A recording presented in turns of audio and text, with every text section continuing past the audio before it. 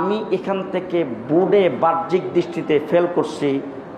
আমার আরেকটা দাবি, তারেক রহমান সাহেব প্রধানমন্ত্রী, এটাতে পাস করছি না ফেল করছি? যে এখন দেশের প্রধানমন্ত্রী হয়েছে কেডা? তারেক রহমান সাহেব। সরাইল আশুগঞ্জটা বাদ দিয়া,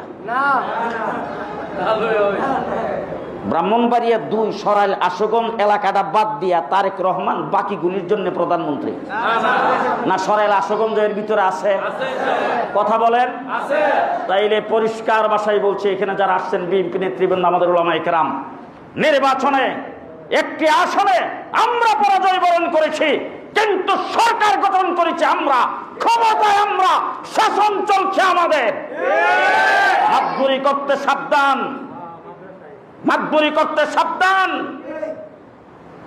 পরিষ্কার ভাষায় বলে দিতে চাই, বিএনপির ভাইরা এখানে একবারে তৃণমূল পর্যন্ত, আপনার চাইতে আপনি একজন কর্মী। আমার আনোয়ার ভাই তো সাবেক উপজেলার সেক্রেটারি, বর্তমান জেলা কমিটির সদস্য। তিনি হাজার হাজার লোকের উস্তাদ। সরাইলে তিনি উইরে আইসা জুড়ে বসে নাই। পরিষ্কার ভাষায় বলছি, নির্বাচনে কিভাবে ফাঁস হয়েছেন সেটাও জানি, সেটাও জানি। আমার যে সমস্ত কেন্দ্রে আমি মেজরিটি পার্সেন্ট, অর্থাৎ অন্তত 80-90% ভোট পাবো, সেই কেন্দ্রগুলিতে মহড়া দিয়েছে সেনাবাহিনী। মসজিদে দাঁড়িয়ে বলছি আজকে, আমার চরচারতলা, আমার সোহাগপুর, আমার সেই বিজয়নগর, সেই বুদন্তি, আমার রয়্যাল পাকশি বলে ডিসি সাহেবের পক্ষ থেকে আমাকে একটি মোটরসাইকেল দিয়েছিলেন। সেখানে ইউনিয়নগুলি ঘুরে ঘুরে দেখার জন্য আমার প্রতিনিধি হিসাবে সেই লোকটাকে 4-5 ঘন্টা মোটরসাইকেল সহ আটকে রেখেছেন। তার যে ফাঁস করা কাগজ আছে, সেই কাগজটা দেখতেও চান নাই। তারপরে তাকে ম্যাজিস্ট্রেটের মাধ্যমে 2000 টাকা জরিমানা করে সেখান থেকে ছাড়ছেন, সম্পূর্ণ অবৈধভাবে। ডিসি সাহেবকে ফোন দেওয়ার পরে ডিসি সাহেব বলছেন, না হুজুর, এটা হতে পারে না, আমি লিখিত কাগজ দিয়েছি, কাগজের ডকুমেন্টস আমার কাছে আছে। এই ধরনের পক্ষপাতিত্ব করে এরপরে প্রশাসন ম্যাজিস্ট্রেটকে বৃদ্ধাঙ্গুল দেখাইছিল। দেখাইবার পরে প্রশাসন একটু নৈরাচরে বসছিলেন।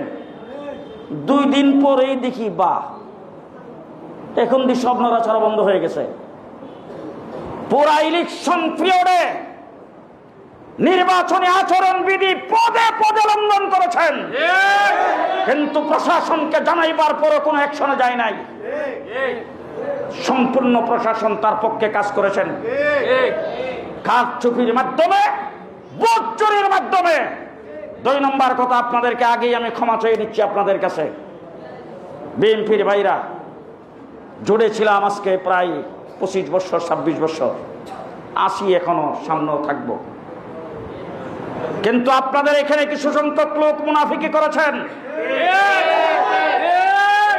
স্কুল সেন্টারে এজেন্ট দিয়েছেন, আমার টাকা পয়সা আমার, দেশ আমার, লোক আমার, কিন্তু সেই লোকটা আসলে রাতের আধারে সেই হাঁস মার্কার লোক আমার স্কুল, আমার নামে সেন্টার। ওই সমস্ত মুনাফিকি অনেকে করেছেন, প্রত্যেকের নামের লিস্ট আমার কাছে আছে। আমি এখনো কিছু বলছি না। আন্তরিকতার সাথে যারা কাজ করেছেন, আপনারা, আপনাদেরকে সকলকে ধন্যবাদ জানাইবার জন্য আজকের আয়োজন। তবে আপনারা, আপনাদেরকে আমি অনুরোধ করে বলবো, আপনাদের দল, আপনাদের জোট ক্ষমতায়, জনাব তারেক রহমান সাহেব আমাদের নেতা, তিনি আজকে প্রধানমন্ত্রী। সুতরাং এইখানে আরেকজন এসে মাতবুরি করবেন, তিনি কারো বাড়ির সামনে দিয়ে যাবেন আর সেখানে স্লোগান দেবেন, সুখ পালন করার জন্য কালো বেশ ধারণ করে শহীদ মিনারে যাবেন, সেখানে কিসের মিছিল আর কিসের স্লোগান?